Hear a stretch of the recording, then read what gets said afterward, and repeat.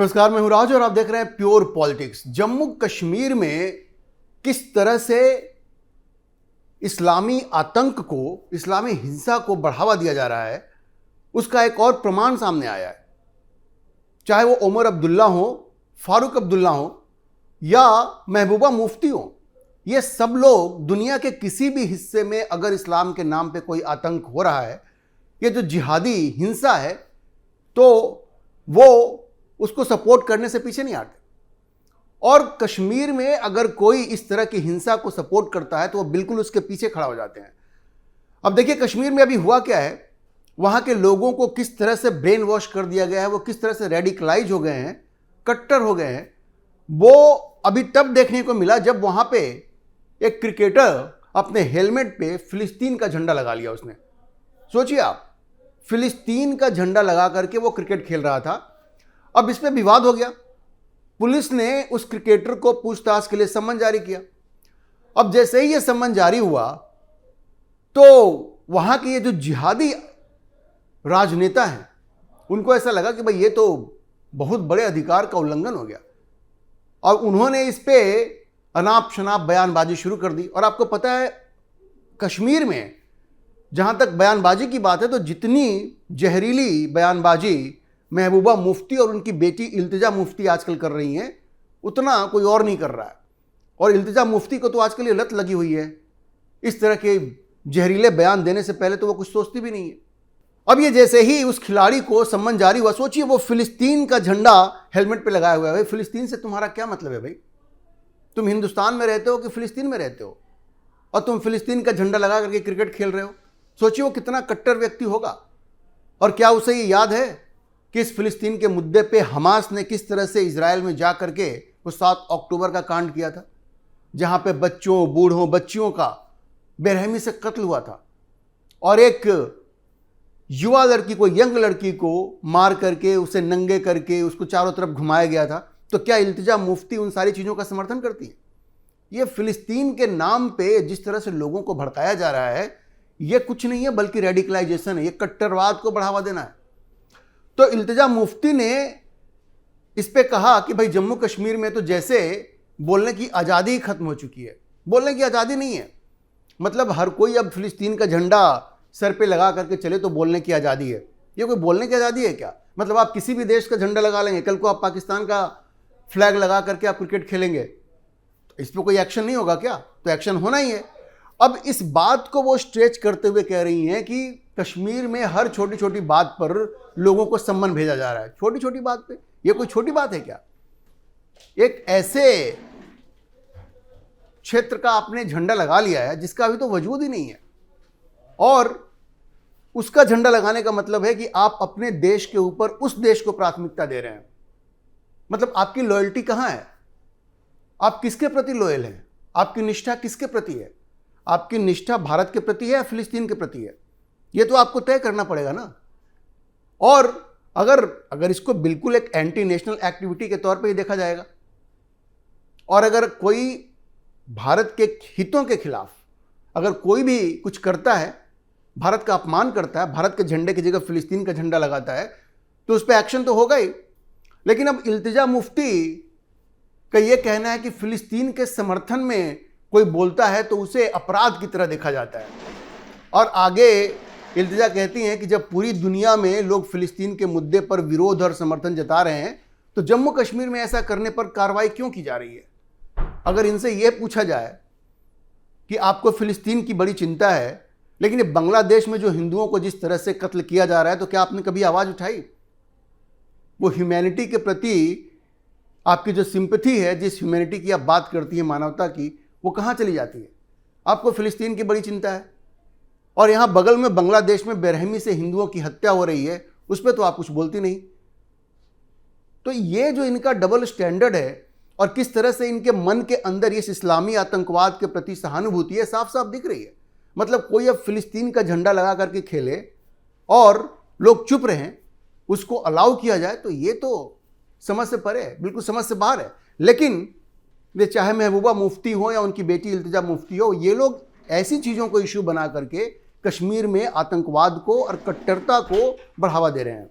अच्छा, इसी चीज को उन्होंने और आगे बढ़ाया और कहा कि ये जो बीजेपी और उसके जो सहयोगी हैं वो मुसलमानों से हिजाब छीनने की कोशिश कर रहे हैं और जम्मू कश्मीर में अपना हिंदुत्व थोपना चाहते हैं, जिसे यहाँ की जनता कभी स्वीकार नहीं करेगी। मतलब ये किसी को फिलिस्तीन का झंडा हेलमेट पे लगा करके खेलने से रोकना, क्या ये हिंदुत्व को बढ़ावा देना है? ये हिंदुत्व थोपने जैसा है क्या? ये तो बात बिल्कुल समझ से परे है कि वो क्या कहना चाह रहे हैं। और जहां तक मुसलमानों से हिजाब छीनने की कोशिश की बात है, यह भी समझ से बाहर है। ये मुसलमानों से हिजाब कौन छीन रहा है भाई? और पहली बात तो यह है कि पब्लिक प्लेस पे हिजाब होना चाहिए कि नहीं, पहले इस पे डिबेट होना चाहिए। यूरोप के बहुत सारे देशों में, अफ्रीका के बहुत सारे देशों में पब्लिक प्लेस में आप हिजाब पहन के नहीं जा सकते। इससे किसी के हितों का कोई नुकसान नहीं होता, कोई हित छीने नहीं जाते। हिजाब पहनना कोई आपका मौलिक अधिकार नहीं है। पब्लिक प्लेस पे आपको हिजाब पहनना ये कोई मौलिक अधिकार आपका नहीं है।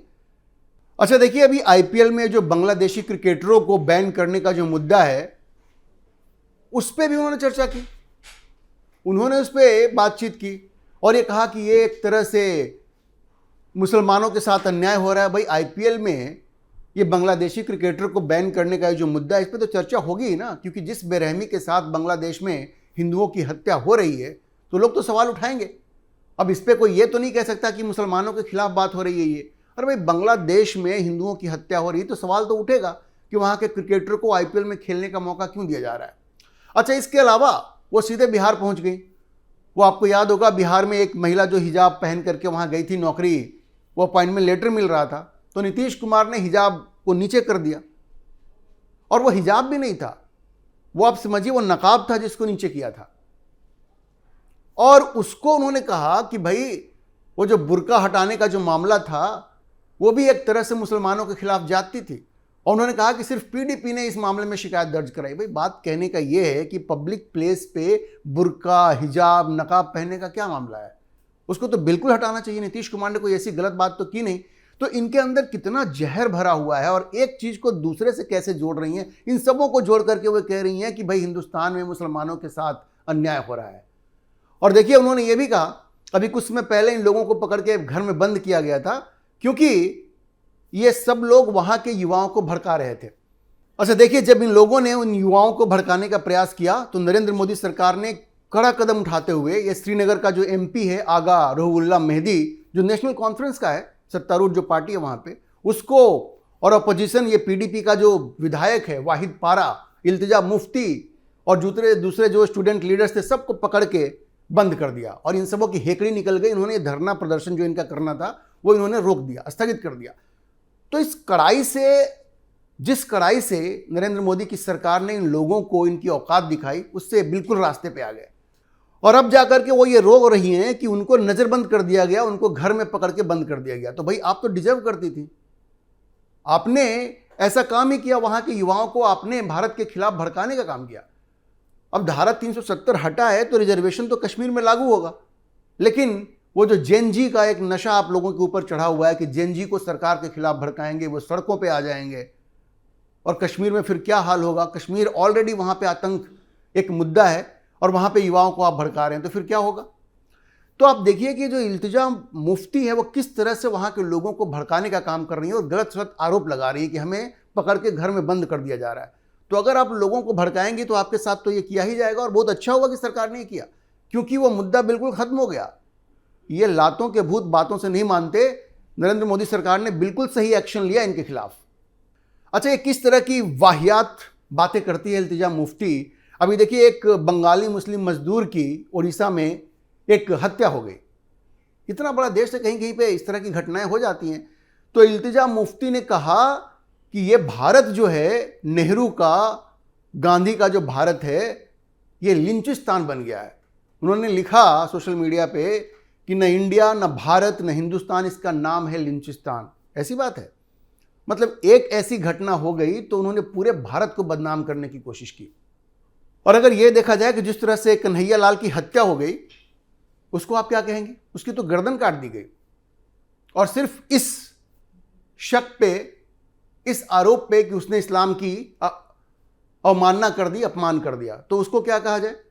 तो ये जो इस तरह की भाषा का प्रयोग करती हैं इल्तिजा मुफ्ती, इनके खिलाफ भी सरकार को एक्शन लेने की जरूरत है, क्योंकि ये जानबूझ करके कश्मीर के लोगों को भड़काने का प्रयास कर रही हैं और उनको सड़कों पर लाने का और हिंसा में लिप्त होने का प्रयास कर रही हैं। और देखिए, वैसे उनकी ये जो हरकत है उसकी काफ़ी आलोचना भी हुई है। देवबंद के भी आलिम दीन कारी इसहाक गोरा ने कहा कि ये जो वो कर रही है वो ठीक नहीं है। ठीक है, एक लिंचिंग हो गई, लेकिन इसके लिए पूरे देश को लिंचिस्तान कह देना, यह सिर्फ यही दिखाता है कि इनके मन में देश के लिए कितना जहर भरा हुआ है। आप समझ लीजिए, पूरा महबूबा मुफ्ती, इल्तिजा मुफ्ती, ओमर अब्दुल्ला, फारूक अब्दुल्ला, ये सब भारत से इनको कोई लगाव नहीं है। ये सत्ता में बने रहने के लिए शांत रहते हैं, जैसे ही इनको मौका मिलता है ये जहर उगलना शुरू कर देते हैं, और इल्तिजा मुफ्ती तो इसमें सबसे ज़्यादा जहरीली है। अब इसकी आलोचना तो शिवसेना जो उद्धव ठाकरे की है उसने भी की है, लेकिन उनकी जो जम्मू कश्मीर यूनिट का चीफ है मनीष साहनी, उसने की है। लेकिन उद्धव ठाकरे से भी क्या उम्मीद की जाए, वो तो आजकल बिल्कुल वैसी ही भाषा बोलते हैं जैसे समाजवादी पार्टी बोलती है या कभी मुस्लिम लीग बोला करती थी। खैर, ये अच्छी बात है कि जम्मू कश्मीर यूनिट के जो चीफ हैं शिवसेना के, उद्धव ठाकरे ग्रुप के, उन्होंने इसकी आलोचना की, उसकी निंदा की है। लेकिन महबूबा मुफ्ती और उनकी बेटी इल्तिजा मुफ्ती ये जिस तरह का जहर पूरे देश में फैला रही हैं, खास करके कश्मीर में फैला रही हैं, वो बहुत ही खतरनाक है और उसका अंजाम बहुत बुरा होने वाला है। देखिए, इसमें अच्छी बात यह है कि नरेंद्र मोदी सरकार इन दबावों के आगे झुक नहीं रही है और खुल करके वो कड़े एक्शन ले रही है। जैसे इन सबों को पकड़ के घर में बंद कर दिया था, नज़रबंद कर दिया था, जब ये युवाओं को भड़का रहे थे कि सड़कों पे आओ और हिंसा करो। और जिस तरह से इस लड़के को जो ये फिलिस्तीन का झंडा लगा करके ये क्रिकेट खेल रहा है, उस पर तुरंत एक्शन लेने की जरूरत थी और सरकार ने लिया है। वरना ये तो वहाँ एक मूवमेंट बन जाएगा। ये हमास के पक्ष में, फिलिस्तीन के पक्ष में इस तरह का मूवमेंट ये काफ़ी हिंसक हो सकता है और कश्मीर में एक नई आग लग सकती है। तो सरकार ने जो कार्रवाई की है बिल्कुल सही की है, बहुत टाइमली एक्शन लिया है। और ये जो पीड़ा हो रही है इल्तिजा मुफ्ती की, यही बताती है कि तीर बिल्कुल निशाने पर लगा है। नरेंद्र मोदी सरकार को इसके लिए धन्यवाद देना चाहिए और यह भी अनुरोध करना चाहिए कि ऐसे मामलों में कोई भी डिले नहीं होना चाहिए, त्वरित कार्रवाई होनी चाहिए। ऐसे आतंकियों को, कट्टरपंथियों को तभी सबक मिलेगा। अभी के लिए इतना ही। हम इस खबर पर नजर बनाए रखेंगे और आपको अपडेट करते रहेंगे। आप इस विषय पर क्या सोचते हैं, अपनी राय कमेंट बॉक्स में जरूर लिखें। और अगर आपको वीडियो पसंद आया तो आप इसे लाइक करें, शेयर करें और हमारे चैनल को सब्सक्राइब जरूर करें।